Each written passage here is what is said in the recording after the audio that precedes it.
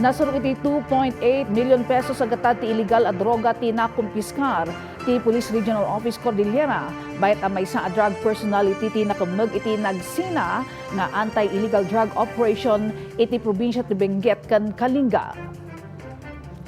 Iti Benguet nakumpiskar ti nasurog 2,008 agasot fully grown marijuana plants. Nasurog sa nga ripo, sa nga 10,000 gramo ti marijuana stalks ken leaves nga gatad iti nasurog 1.8 million pesos. Ijay Kalinga nadiskubre ti 5,000 fully grown marijuana plants nga gatad iti Maysa a milyon a pesos.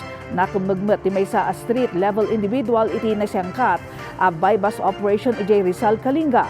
Nagilako iti Maysa sachet a shabu ti suspect nga gatad iti nasurog 5,000 a pesos. Naipaima ti nakumpiskar nga ebidensya iti maseknan nga otoridad bayat mapilan iti reklamo ti suspect iti panaglabsing na iti Comprehensive Dangerous Drugs Act of 2002.